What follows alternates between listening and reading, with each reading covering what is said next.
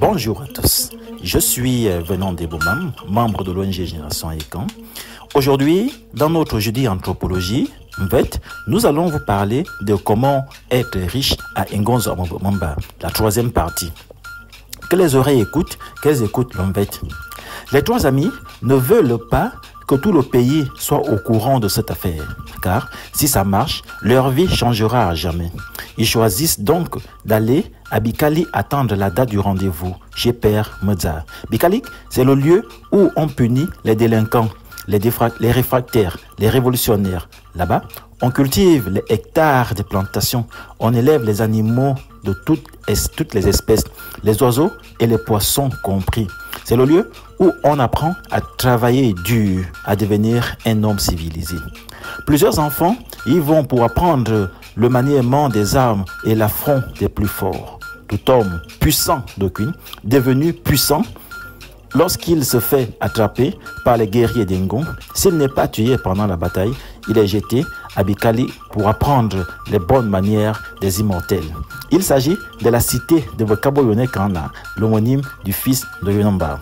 Durant ce temps, Otuamba, appelé communément Otuan Krito, entouré d'une importante délégation, se rendit chez Mozamuntu pour une importante décision.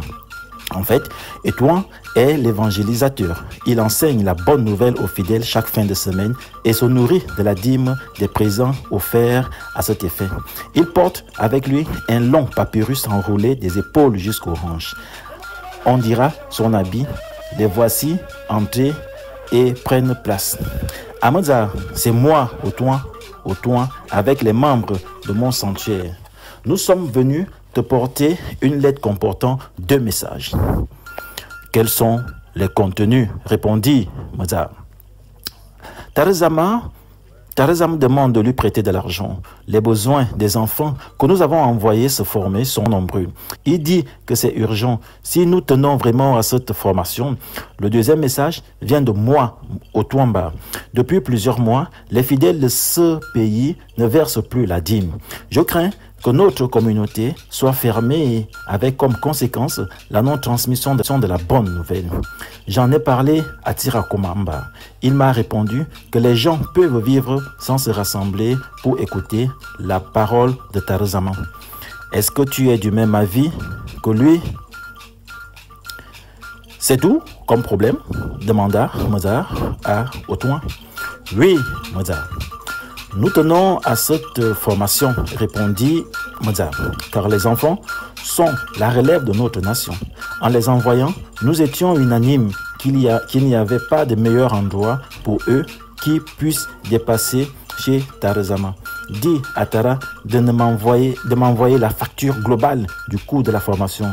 Je vais la payer en une tranche. Dis-lui aussi que s'il a besoin d'un peu d'argent pour ses poches, qu'il le mentionne, car nous apprécions beaucoup son travail. Est-ce que tu me saisis? Mes oreilles sont braquées sur tes lèvres, répondit Mozart. Ya, pour ton travail maintenant, j'aimerais te dire de continuer à évangéliser les fidèles qui viennent à toi chaque semaine. Ne leur demande plus la dîme, ni même les offrandes. Après chaque séance de bonnes nouvelles, jour ordinaire ou jour de fête, apporte-moi la facture. Elle sera payée au moment mentionné intégralement. Comme vous êtes venus vers moi, toi et les membres de ta paroisse, prenez ces 10 caisses d'argent. Laissez 2 à la boutique chez Angonozo. Il a trop la bouche. Je ne veux pas qu'il affame le peuple d'Engon et partagez-vous les 8 restants. Aussitôt dit, aussitôt fait, les voilà sortir tout contents de Evonam ou Akumunam, la grande et vaste cité de la richesse. Tout le monde sait qu'il y a de l'argent à Ngonzo Mamba. Que tu travailles ou pas, tu as de l'argent. Comme le dit Mozart, je suis né riche, je vis riche et je vais mourir riche. En fait, il est impossible de trouver un seul pauvre à Ngon, mais les anciens craignent que la nouvelle génération d'hommes ne puisse pas maintenir cet héritage au regard de leur nouvelle mentalité. Je sème le vent, oui. Je tire l'éléphant, oui. Que les oreilles écoutent, qu'elles écoutent l'Omvet. C'était tout pour ce jeudi anthropologie. La suite, dans le prochain jeudi anthropologie de l'ONG Génération Ekan, de la partie 4. Merci, au revoir, à bientôt.